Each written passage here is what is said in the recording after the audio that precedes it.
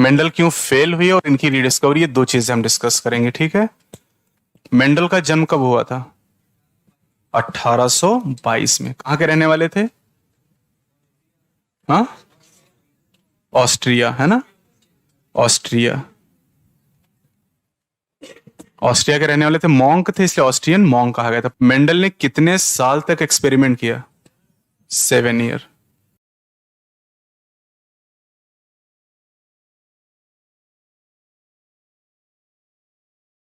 अठारह सौ छप्पन से 1863। Very good. ये सब हम पढ़ चुके हैं पहले से। अब इसी के आगे मैं कहानी को बढ़ाता हूं। 1863 तक इन्होंने एक्सपेरिमेंट किया और फिर 1 साल का इन्होंने गैप लिया, अपने नियम तैयार किए और 1865 में मेंडल ने अपने नियमों को पब्लिश कर दिया। ये एक नया डेटा आपके पास आ गया। 1865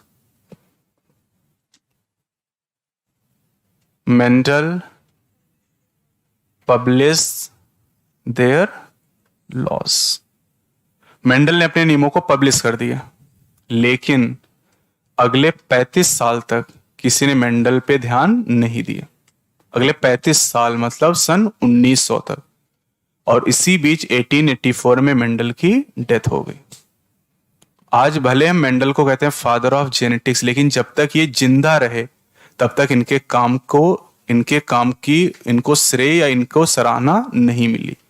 आज भले हम कुछ भी कहें इनको या इनके बारे में, लेकिन जब तक ये जिंदा रहे तब तक कोई पूछने वाला नहीं था। इनके नियमों पे किसी ने ध्यान ही नहीं दिया। 1884 में किडनी बीमारी की वजह से इनकी डेथ हो गई, nephritis. Yes, 1884 Mendel died. Death होने के 16 साल बाद मेंडल के नियमों की फिर से रीडिस्कवरी की गई। तो पहले हम पढ़ेंगे फेलियर का रीजन, कि मेंडल ने अगर इतने अच्छे लॉ दिए थे तो इनके फेल होने के रीजन क्या थे?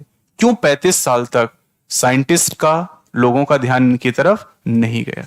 तो reason for failure, reason for failure 4 reason है जो एनसीईआरटी ने बताए हैं। एक एक रीजन हम डिस्कस करेंगे। पहला रीजन कम्युनिकेशन, पहली समस्या थी। बात है ये 1865 की, और 1865 यानी आज से करीब करीब 150 साल पहले की बात है। 150 साल पहले कम्युनिकेशन इतना आसान नहीं था जितना आज है। आज इंटरनेट हमारे पास है, कोई भी एक इंफॉर्मेशन 1 सेकंड में दुनिया के एक कोने से दूसरे कोने तक हम भेज सकते हैं। लेकिन आज से 150 साल पहले कम्युनिकेशन नहीं आसान था। कोई टेलीफोन, कोई भी मोबाइल फोन, ये सब नहीं हुआ करते थे। ये सब रिवोल्यूशन पिछले 20-25 वर्षों में हुआ है। तो उस समय चिट्ठी के माध्यम से, पत्रिकाओं के माध्यम से चीजें पहुंचती थी दूर दूर तक और बहुत समय लग जाता था। तो मेंडल अपने काम का प्रचार नहीं कर पाए बहुत ज्यादा।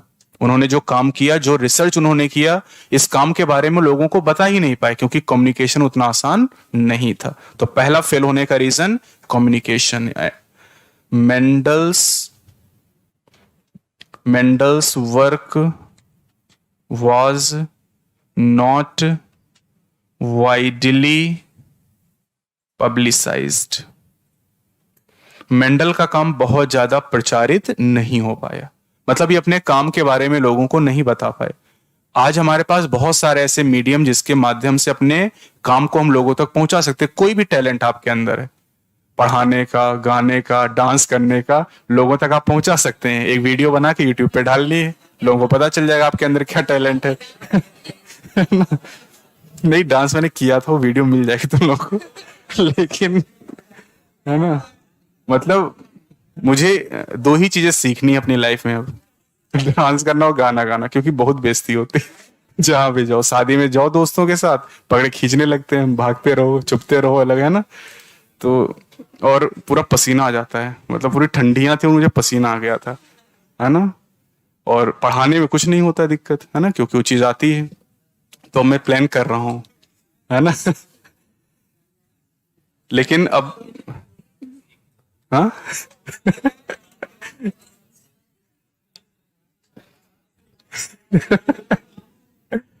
पढ़ाने के अलावा कोई काम नहीं आता मुझको, है ना। बस यही काम थोड़ा ठीक ठाक आता है ना। लेकिन मैं सीखने की कोशिश करूंगा इसको। क्योंकि बेइज्जती बहुत हो गई अब। तुम लोग को डांस करना आता है क्या? एक, अरे वो गांव वाला डांस तो सबको आता है, जो नागिन डांस तो सबको आता है। शादी बारात में तो सभी डांस कर लेते हैं, उसमें क्या ऐसे ऐसे करना है होता है। और दो लोग तो मिल ही जाएंगे, एक रुमाल निकाल लेगा तुरंत, बीन बना देगा, और एक जो बच्चे को लौट जाएगा जमीन पे। तो ये तो very common type of dance है ना। तो हाँ, ठीक है, तो इस टॉपिक पे आते हैं। आपके लिए बहुत सारी चीजें हैं, मैं समय समय बताता रहूंगा आपको, है ना। तो ये तो पहला रीजन हो गया कि कम्युनिकेशन आसान नहीं था, तो मेंडल अपने काम के बारे में लोगों को नहीं बता पाए। ठीक है, अब सवाल कहां तक पहुंचा था पीछे? हाँ, उसके आगे। हाँ, अब आप बताओ कि मेंडल का जो लॉ ऑफ डोमिनेंस था, उसमें 3 बातें बताई गई थी। तो पहली बात क्या थी? Factor occur in pair. ठीक है, वेरी गुड। इसके पीछे आप बताओ दूसरी बात क्या थी? नहीं पता? पड़ोस में?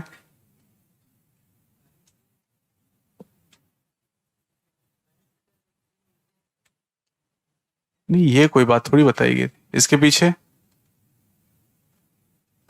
नहीं पता। उसके पीछे उधर? हाँ हाँ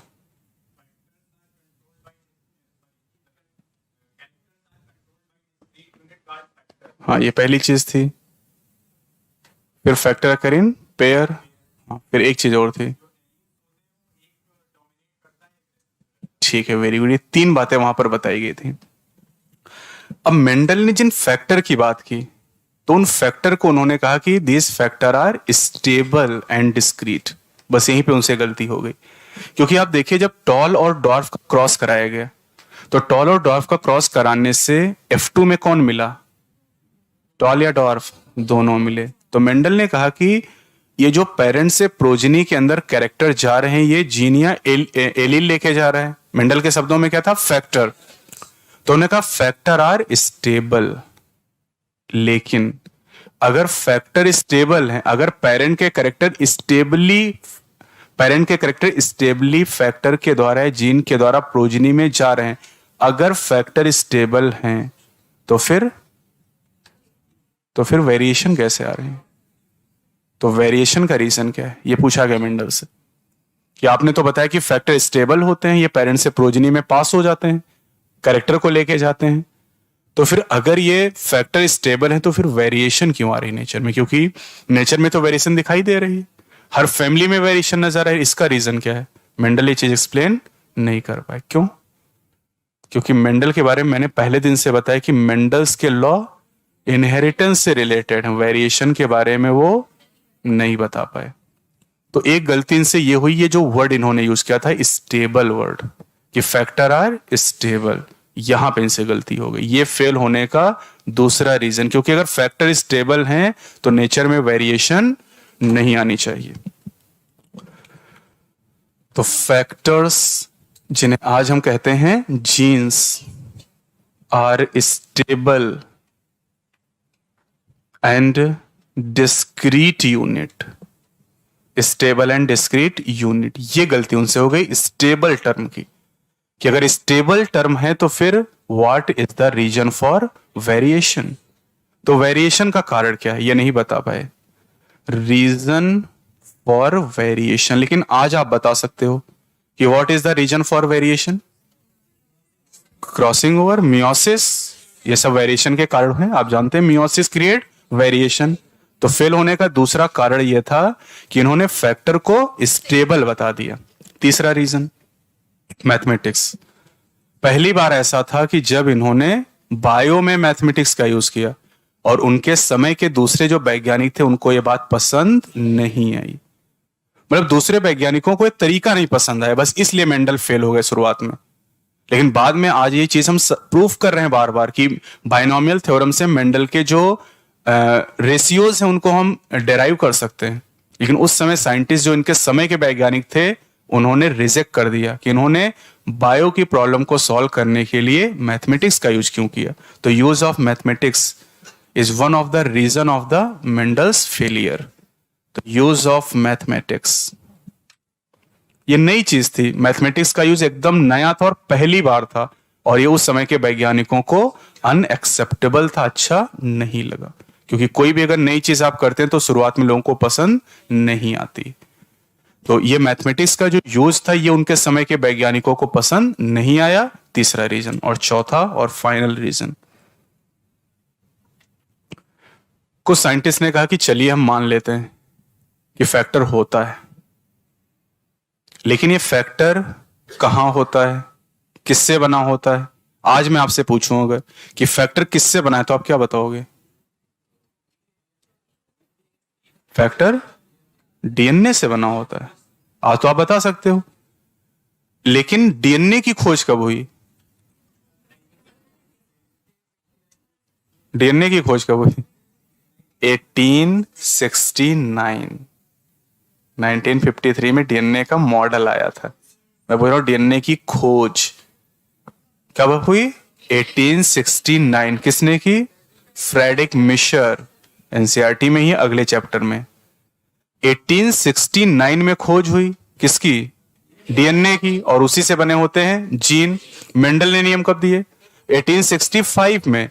डीएनए की खोज के पहले इनका नियम आ गया। और अगर डीएनए की खोज ही नहीं हुई थी उस समय तक तो ये कैसे बता देते कि जीन किससे बने हैं, फैक्टर बने किससे? आज हम जानते हैं ना फैक्टर किससे बने हैं? जीन से। फैक्टर ही जीन है, और जीन किससे बने हैं? डीएनए से। लेकिन उस समय तक तो डीएनए की खोज ही नहीं हुई थी। तो कुछ साइंटिस्ट ने तो इनके फैक्टर को मानने से इनकार कर दिया कि फैक्टर कुछ होता भी, क्योंकि इन्होंने कहा था फैक्टर स्टेबल है, और फैक्टर स्टेबल है तो फिर वेरिएशन कैसे है? यानी कुछ साइंटिस्ट ने कहा फैक्टर वैक्टर बेकार चीज है, कुछ नहीं होता है। कुछ ने कहा चलो मान लिया फैक्टर होता है, चलो मान लिया, लेकिन अगर मान लिया तो हमें कोई प्रूफ दो कि किससे बना होता है, ये कहां पाया जाता है। लेकिन उस समय इतनी ज्यादा डिटेल हमारे पास नहीं थी, तो मेंडल ये नहीं बता पाया कि फैक्टर किससे बने होते हैं। फैक्टर्स आर मेड ऑफ, ये सवाल था कि factor are made of, factor किससे बने होते हैं? इसका जवाब मेंडल नहीं दे पाए। और कैसे दे पाते? 1865 की बात है, तब तक डीएनए की खोज ही नहीं हो पाई थी। और ये जो फैक्टर बने होते हैं डीएनए से, या जो जीन है ये डीएनए से बने होते हैं, ये फिर हर्शी एंड चेस एक्सपेरिमेंट है 1952 में, तब जाके साबित हो पाया था कि जो जेनेटिक मटेरियल होता है वो डीएनए होता है। तब जाके 1952 में साबित हो पाया, तो 1865 में कैसे बता पाते? तो मेंडल के फेल होने के 4 कारण। पहला, कम्युनिकेशन आसान नहीं था। दूसरा, फैक्टर को इन्होंने स्टेबल बता दिया, और अगर स्टेबल है फैक्टर तो फिर वेरिएशन का रीजन बताओ, नहीं बता पाए। तीसरा, मैथमेटिक्स का यूज सही था, लेकिन उनके समय के वैज्ञानिकों को यह बात पसंद नहीं आई। और चौथा, फैक्टर किससे बने होते हैं? कुछ साइंटिस्ट ने तो फैक्टर को मानने से इनकार कर दिया, और कुछ ने कहा चलो मान लिया फैक्टर होता है, तो फिर ये किससे बना होता है? कोई प्रूफ इसका नहीं था इनके पास। आज हम जानते हैं कि जो जो चीजें इन्होंने बताई सारी चीजें सही थी। तो 1884 में मेंडल की डेथ हो गई, और डेथ होने के 16 साल के बाद मेंडल के नियमों की रीडिस्कवरी हुई। तो 19, जितने ईयर बोर्ड पे लिख रहा हूं सब इंपॉर्टेंट है, सब खास है, सब याद करने। तो 1900 में रीडिस्कवरी हुई, rediscovery of Mendel's work. Rediscovery कितने साइंटिस्ट ने की? तीन साइंटिस्ट हैं यहां पर। एक है कार्ल कोरेंस, पढ़ा इनके बारे में? क्या पढ़ा है? इनकम्प्लीट डोमिनेंस की खोज इन्होंने की थी, है ना, कार्ल कोरेंस। ह्यूगो डेवरीज, ह्यूगो डेवरीज और शेरमॉक, शेरमॉक। हिंदी में इसलिए लिख रहा हूं क्योंकि टी साइलेंट है इनके नाम में, तो कहीं पढ़ते पढ़ते इनको टसेर ना कर देना। This is not Tser, this is Shermak. तो कार्ल कोरेंस कहां के रहने वाले थे? जर्मनी के। ह्यूगो डेवरीज हॉलैंड के। हॉलैंड, नया नाम है नीदरलैंड। नीदरलैंड इसका नया नाम कर दिया गया। और शेरमार्क ऑस्ट्रिया, वही कंट्री जहां के मेंडल थे। इन तीनों ने एक साथ काम किया या अलग अलग? इन तीनों का रिसर्च अलग अलग था, इंडिपेंडेंट रिसर्च। मतलब तीनों ने एक ही समय में नियम पब्लिश किए अपने, लेकिन तीनों का रिसर्च अलग अलग था। तो इंडिपेंडेंट रिसर्च, तीनों ने अलग अलग काम किए और अलग अलग काम करने के बाद तीनों एक ही समय में एक ही नतीजे पर पहुंचे। किस नतीजे पर? कि मेंडल ने जो नियम बताए थे एकदम सही थे। इन तीनों ने मेंडल के एक्सपेरिमेंट को रिपीट किया और रिपीट करने के बाद जो जो मेंडल ने बताया था वो सारी बातें सही निकली। और इसलिए जब आपसे पूछा जाएगा कि मेंडल के नियमों की रीडिस्कवरी किसने की, तो आप तीनों नाम बताओगे। कौन कौन सा? Carl Correns, Hugo de Vriesens, Shermark. तीनों ने एक साथ काम किया, अलग अलग काम किया, लेकिन एक ही समय में तीनों एक ही निष्कर्ष पे पहुंचे, एक ही नतीजे पर पहुंचे। और इसलिए तीनों का नाम हम साथ में लेते हैं। सन 1900 में मेंडल के नियमों की रीडिस्कवरी हो गई। अब 1900 तक आते आते माइक्रोस्कोपी भी बहुत एडवांस हो चुकी थी। अगर आप रॉबर्ट हुक के समय में जाइए 1665 में, तो बहुत ही सिंपल टाइप के माइक्रोस्कोप हुआ करते थे। लेकिन धीरे धीरे माइक्रोस्कोप बहुत ही एडवांस होते चले गए और 1932 में तो आप जानते हैं इलेक्ट्रॉन माइक्रोस्कोप का इन्वेंशन हो गया था। तो अब माइक्रोस्कोपी में एडवांसमेंट होने की वजह से सेल के स्ट्रक्चर को हम आसानी से देख सकते थे। तो बात है सन 1902 की। बाई 1902, अभी ये देखो बाई 1902, एक तो हम ऐसे लिखते हैं 1902, एक लिखते हैं 1902, एक ऐसे लिखते हैं बाई 1900। तीनों एक ही चीज है, अलग अलग, तीनों अलग अलग। 1902 का मतलब 1902 में एग्जैक्ट है ये कि 1902 में ही ये काम हुआ। ये है 1902 मतलब 1902 के आसपास, एंड बाई 1902 1902 तक। ये इसका मतलब तक है कि 1902 तक हो चुका था काम, यानी 1902 तक ये काम पूरा हो चुका था। तो बाई 1902 क्रोमोसोम मूवमेंट, बहुत इंपॉर्टेंट है ये, chromosome movement during meiosis had been worked out। अब जहां पे सवाल पहुंचा था उसके पड़ोस में बताएंगे। ये जो मियोसिस में कह रहा क्रोमोसोम मूवमेंट, ये आपको स्टेज बताने की क्रोमोसोम का मूवमेंट कब होता है। क्रोमोसोम का मूवमेंट एनाफेज। कौन सी एनाफेज? एनाफेज 1। यस, एनाफेज 1 में बैठ जाओ, ठीक है, बैठ जाया करो। एनाफेज 1 में आपने देखा था कि पहले तो मेटाफेज में क्या हुआ था। मेटाफेज में ये दो क्रोमोसोम ऐसे आए थे, इनको क्या कहा था? होमोलॉगस। और फिर एनाफेज में दोनों क्रोमोसोम अपोजिट पोल की तरफ गए थे, क्या कहा था इसको? डिसजंक्शन या सेग्रीगेशन? डिसजंक्शन। और यही क्या है? Chromosome movement. तो जो डिसजंक्शन हुआ एनाफेज 1 में, जो क्रोमोसोम एक दूसरे से अलग हुए, अपोजिट पोल की तरफ गए थे, और इसी की वजह से क्या हुआ था? क्रोमोसोम का नंबर हाफ हो गया था। यही वो रीजन था। तो मियोसिस के दौरान क्रोमोसोम का जो मूवमेंट है वो 1902 तक पता चल चुका था, क्योंकि क्रोमोसोम का चूंकि माइक्रोस्कोप काफी एडवांस हो चुके थे उस समय तक। इलेक्ट्रॉन माइक्रोस्कोप आया अभी नहीं है, अभी 1902 में हम हैं। तो अभी इलेक्ट्रॉन माइक्रोस्कोप नहीं है, लेकिन माइक्रोस्कोप इतने एडवांस हो चुके थे कि हम क्रोमोसोम के मूवमेंट को देख सकते थे। अब क्रोमोसोम की पूरी डिटेल आपने पढ़ी रखी है।